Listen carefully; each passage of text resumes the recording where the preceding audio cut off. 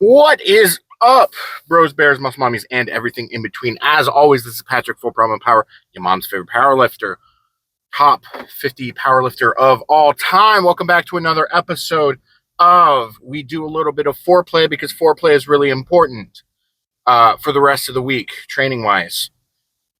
Context on that sentence is important. We have ourselves a priming day, and if you look behind me and to the sides of me, you'll notice it's very dark. I'm in my car right now, and the outsides is very dark right now. And it's Sunday, which means it's priming day. It's Sunday. Should be a quick day, which is something that's in the back of my mind every time I come across a training day such as today. And you know what happens whenever you're like, yeah, I got time. You'll be fine. Everything's going to be great. Well, that's what happens every single Sunday when I tell myself that it's just a priming day. I can get it done real quick. So it is 8 o'clock right now, and I want to be in bed by 9. Well, I have to be in bed by 10.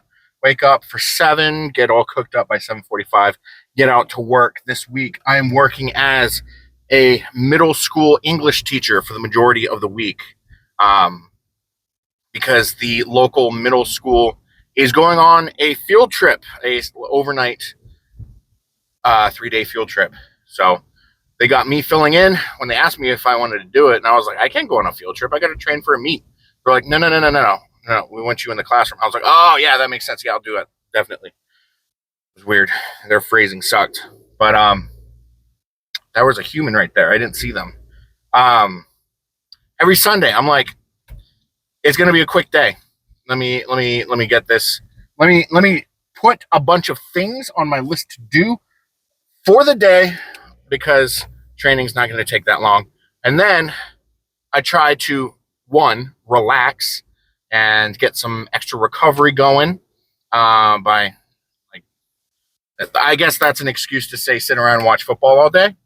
And two, get a lot of incidental chores done from throughout the week. So I tell myself, Patriots are playing at 1 p.m. today. They played the Miami Dolphins today. And as expected, it was one of the worst games of football I've ever watched. How the Dolphins almost lost that was spectacular, truly. But brain, what's my brain doing? I tell myself every weekend, I'm going to get my training done before the Patriots game.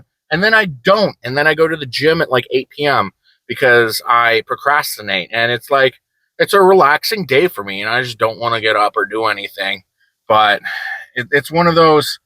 I also don't want to miss the Patriots game. I was like, I got a little bit longer to do because I had a bunch of goals today, which I hit none of them because I didn't go to the gym first thing in the morning. What I wanted to do today was I wanted to have a gallon of water by noon. I haven't even had a gallon of water yet today, so I'm behind on that. I wanted to get 10,000 steps by noon. We're at about 4,000 right now, so we're going to have to finish off with some cardio. We are going to do our 120 to 140 heart rate work, and then we'll slide into the DMs of the regular cardio and do that stuff. I might even pop over. Do I want to pop over to Planet Fitness just so I can watch some football while I'm doing that? I don't know if there's any good games on right now. I could just watch YouTube while I'm doing it, which is what I normally do, or listen to the audiobook that I'm listening to right now, which is He Who Fights with Monsters 11. It is a very popular series, especially if you're into 80s or 90s action films. Anyone who's listened or read the series will understand that. And yeah. So I had a late night last night. I was in bed before midnight. Yeah. So I really don't on the weekends, I don't set alarms. So I was in bed for 12 hours. My Fitbit tracked 10 hours of sleep. When you have to pee, you flop around a lot, and the anytime that you are quote unquote awake in your sleep, and Fitbit tracks that, then it's like, nah, you're not sleeping. So if you're snoring, you're not actually sleeping. So I probably flopped around for 2 hours because I don't snore. I've never heard myself do it, so must not be true. What else was I going to say? I had those 2 goals. I also wanted to get to the store today, and I didn't. But my landlord left me a list of things to do because last week there was an electrician that came and dug up a bunch of stuff, fixed a fire hazard, and so I had to re-put dirt where they dug up and then mow the lawn for my landlord, which also included picking up the dog poop for more than just Buddy, which, cool, whatever. Did that during the Patriots game. I also programmed for one of my clients this week. It's one of those. So when you're coaching clients, sometimes you're like, all right, let me write this down. And why would you write something down that's the plan and then have to re-put it in somewhere else? So sometimes when I'm programming my clients, what I'll do is when we get to a meet, I put their full plan up for this time. It was 10 weeks. We were 10 weeks out from this client's meet.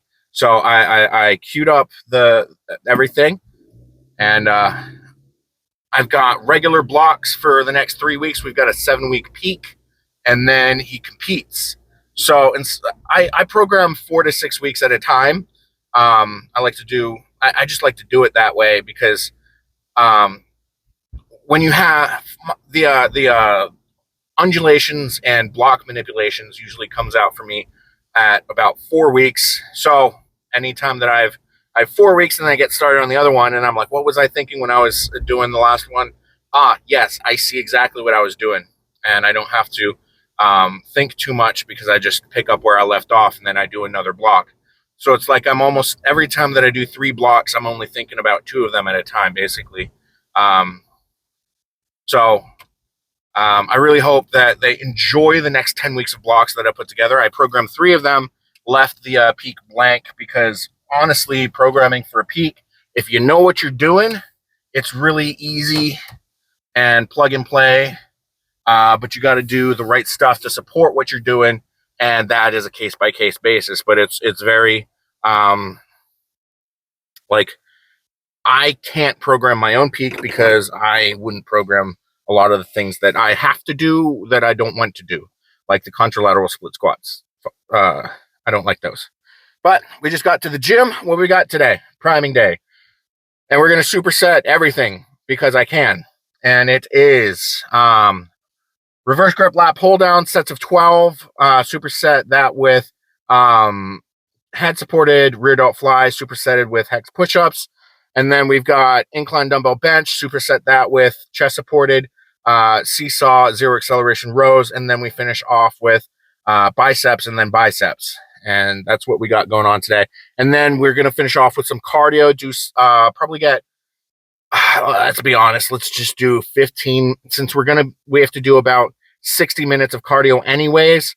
We're probably going to do 15 minutes at the 120 to 140 range, drop it down, and then stick around 100 to 120 for the rest of the time. And I do a little bit of warm up, 5-minute warm up, 5-minute cool down.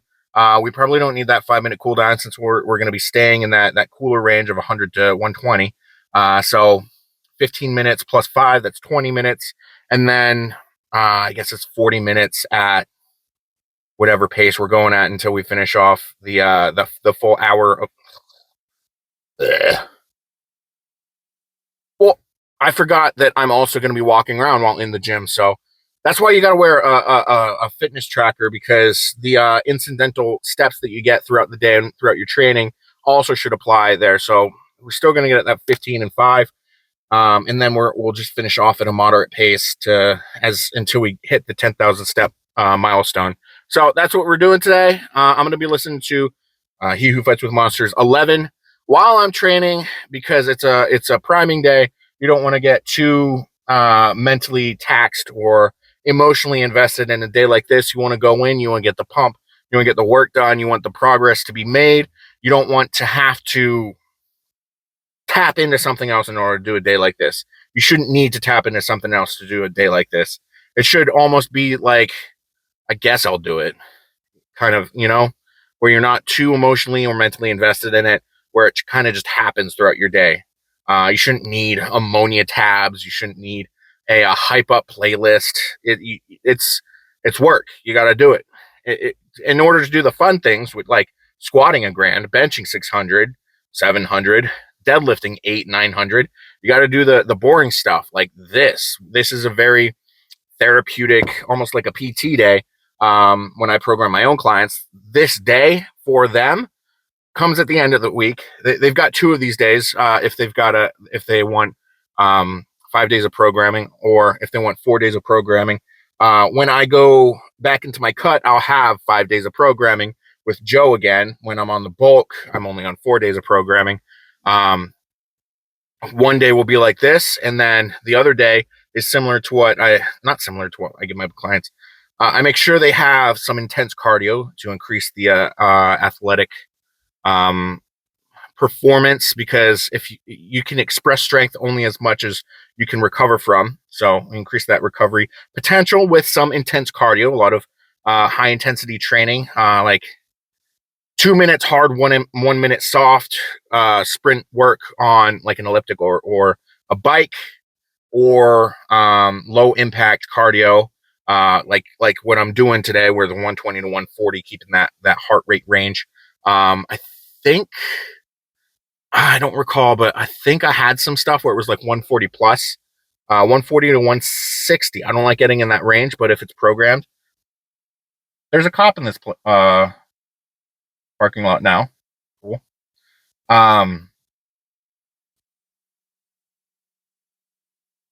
Cool. But yeah, usually when I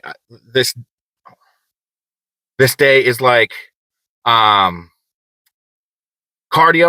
and then stability day, because a lot of what a lot of newer lifters need is increased stabilizer muscle work, which is really, it's very niche work, but it's one of those where you don't know you need it until you need it, so you might as well work it, like grip work.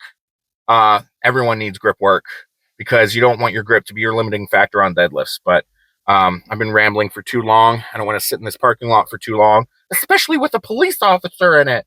So I'm gonna go train. And I also hate whenever I set this microphone up. Look,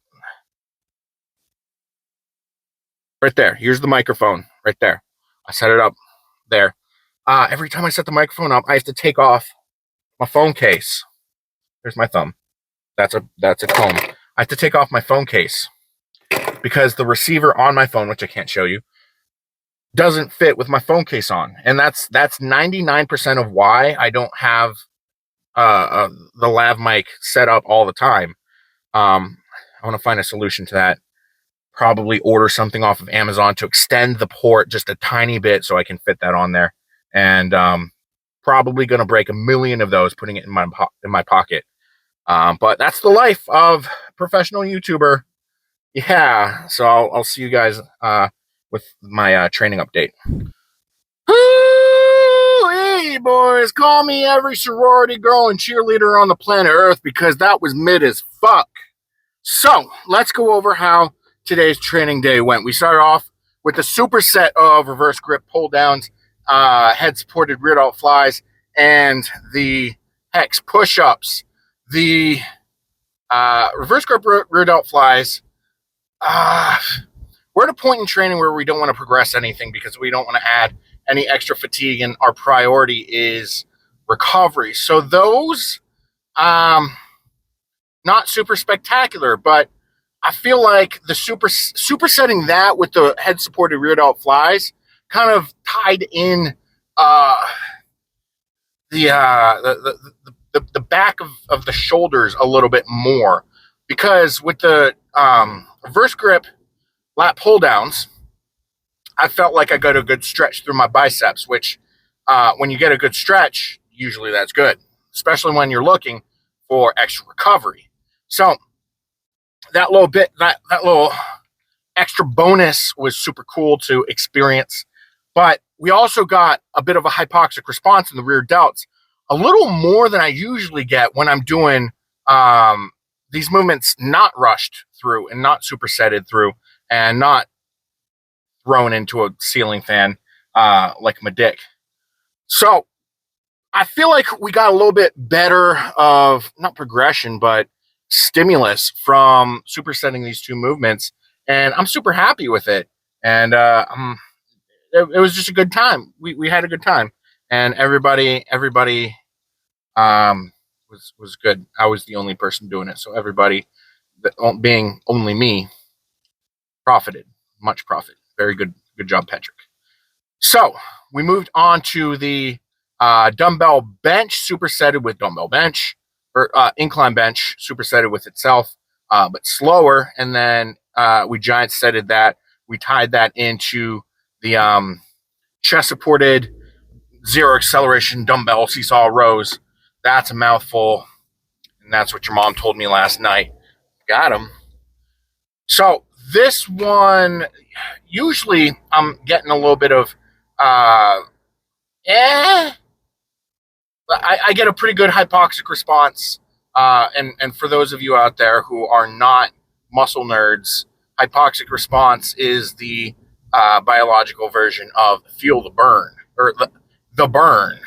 Getting a hypoxic response is feeling the burn, because what your body does is anytime you contract and decontract your muscles, it uses up oxygen. And when you do it enough times, your body goes, I need more oxygen. And it starts to burn. That's the burn, is a lack of oxygen. And so if you look up hypoxia in Google or the dictionary, it'll come up with a lack of oxygen and probably like how to give the Heimlich maneuver and stuff like that, because that's medical stuff. So the way that your body gets more oxygen to your muscles by increasing the diameter of your blood vessels and sending more blood. So you increase your vascularity and you send more blood to the areas that are screaming for more oxygen. So you get a bigger pump whenever you get a hypoxic response. Basically, one causes the other, and it's not the other way around. You don't get a big pump and then get a hypoxic response. The hypoxic response is your body responding to hypoxia and you get a pump. So when you're looking at accessories and you're doing it the twofold, where you're looking to get a good stretch using accessories as a stretching under a load, and also getting a hypoxic, looking for hypoxia in your muscle fibers, you're kind of feeding two birds with one stone. And that's how you get the most out of your accessories. You don't just go in and try to move weight, and if it moves easy, you increase the weight. Technically you get stronger, but there's better ways to do it. That's probably like 30 to 45% efficiency, whereas going for the hypoxic response, getting a full range of motion and looking for that deep stretch and using your accessories as stretching under a load, not only you have to take a step back, so you also are able to get bigger pumps because you're doing it in bigger range of motion. You get bigger pumps through more muscle fibers. You have to reduce the weight in order to do it, and so you get the ability to do it more often, getting more work done. So basically, you're getting more out of less, but it's harder and it sucks to do. So a lot of people, 90% of people don't do it. Even some bodybuilders don't do it. But really the difference between the goods and the greats is doing that. And you go from that 30 to 45% efficiency to, no, you're never going to get 100%. So probably 80 to 90% efficiency, probably averaging out to like 85%. And the last percents is just human error, because you're not going to be able to Be perfect. Nobody's perfect. I got to work it again and again to get it right. Hannah Montana. May she rest in peace. Anyways, good movement. I didn't get a really good range of motion. Or like, oh, there's a skunk nearby. The range of motion, in fewer words, has multiple aspects to it. There's going to lockout with everything, and then going all the way down to the bottom with everything. And like, when I say get a good range of motion, I'm really talking about getting that good deep stretch. And I got that good deep stretch, and I felt my pec minor a little agitated doing the incline dumbbell bench. So I was like, especially with the slow eccentric. Now, I didn't get a good top end range of motion. If you kind of break down range of motion into two parts, where there's the bottom and the top, where top is locking things out and bottom is getting as it's hard to say it without saying range of, it's hard to define bottom end range of motion without using the word range of motion. Where, so bottom end range of motion, you want to make it so that the distance between the bottom and the top, you can never change the top. If you lock something out, it's locked out. You want your bottom end range of motion to be the greatest distance between the top and bottom as possible, safely, with the correct biomechanics going on, while stimulating the target muscle group. So if you increase the range of motion of rear delt flies, but you get a big lat pump, you're doing it wrong. So I kind of fumbled my way through that, wrestled with the my own lexicon, for not a lack of better words, because there are better words for that. I just felt like flexing on you. If you guys, I'm going to quote, not quote, but I once had a math teacher. I don't remember his name, but he said, I don't care if you guys know or memorize the curriculum. What I really want you guys to leave my class with being changed. I was like, okay, whatever. And that was my math teacher for abstract algebra, which that's where math really, everyone says that the hard part of math is like, oh, calculus and algebra. No, the hard part of math is logic, and abstract algebra is where you turn logic on its head. Like, chaos theory is just like an extension of calculus. Like, yeah, normal calculus deals in 2 dimensions, and then you get multivariate calculus where you learn how to deal with 3, maybe 4 dimensions, and then you get into chaos and bifurcation theory, where you start looking at problems with heavy determination, or heavy reliance on initial conditions, where if you start at point A or point B, it'll look completely different. And that's just multivariate calculus, but more dimensions. And what you really do in those cases, you turn, like, the biggest problem that I worked on, I think it was the Lorentz equation. Was it 24 or 27 dimensions? But what you really do is you fix all but 3 of them, and then you play around with variable calculus, and it's just all, like, it's not that hard. Really what you get out of college, if you get a math degree, is a different way of looking at things and thinking outside of the box for problem solving. Yeah, that's really it. But end of that ADHD tangent.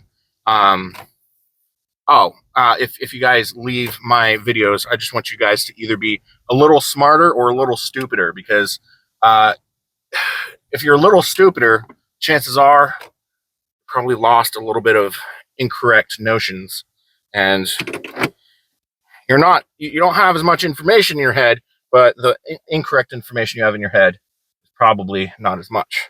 So technically you are stupider, but your net gain of the ratio of smarts that you've got versus not smarts is better. Or you just get smarter, because I use big words. it's weird working with elementary school kids and middle school kids because the words that I use polysyllabic words a lot, which means multi-syllable. You learn your Latin roots, boys, and you kind of just make up words as you go, and turns out that most of them are correct. Um, those kids use monosyllabic words, and you'll use the big words, and they'll be like, "What?" And you break it down into the multiple words. Why use many word when few word do just good?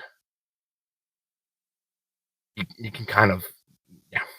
Anyways, we moved on to the biceps. Biceps are biceps. Like, I've got a lot of inflammation in my elbow right now, so the range of motion on the uh, full supination, and I'm not really getting a good upward turn. Like, you want the dumbbells to be parallel with the ground, and I'm not really getting that as much. But I did get a crazy forearm pump from we did 15 pounds, 3 by 20, 30 seconds rest. Really good hypoxic response to the really good pump, really good burn, really good hypoxic response. Back to what we were saying, bigger words, better.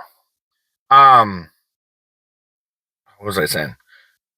Good, really good movement, and then we moved on to the 40s where weren't doing full supination for the full thing, but I did a better turn for the palms up cue with bicep curls. Um, Pretty good pump, and then we hopped on to the treadmill where the most interesting things happened. And so I've had my Fitbit, my heart rate and step tracker for a hot minute now, and it's doing some things. I'm like, am I extremely unhealthy, or is it just not really tracking things right? And it all comes down to like the heart rate and stuff. Cause like sometimes it looks like a glitch and I'm like, am I dying? Nothing felt off, but am I dying? And if you scientific brained people out there are gonna like notice what we're gonna talk about, multiple sources of affirming information is what we're gonna be thinking about with this story. Is so I stepped on the treadmill, and the goal was to get the heart rate from 120 to 140 for 15 minutes. I like to hold on to the treadmill while I have an incline on the treadmill. I also have one hand on the treadmill when I don't have an incline on the treadmill because I don't want to fall off the treadmill. Um, but if I have both hands on the treadmill, I'm not tracking my steps with my Fitbit.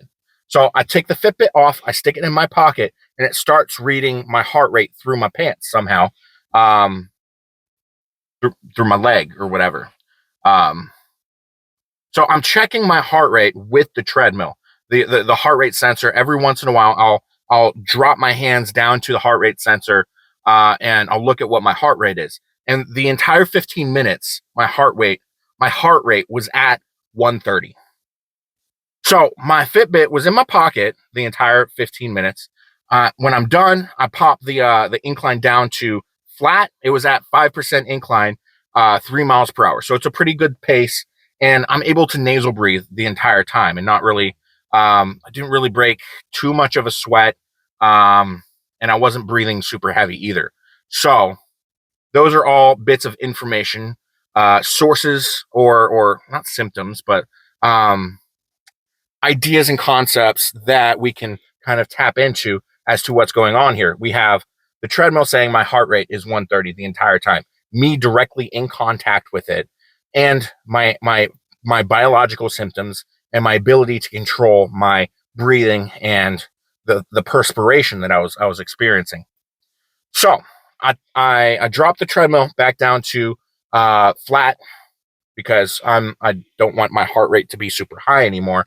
So we're dropping it back down, reduced from 3 miles per hour to 2.5 miles per hour because we're kind of cooling down. Like anywhere from 100 to 120 BPM is a pretty good.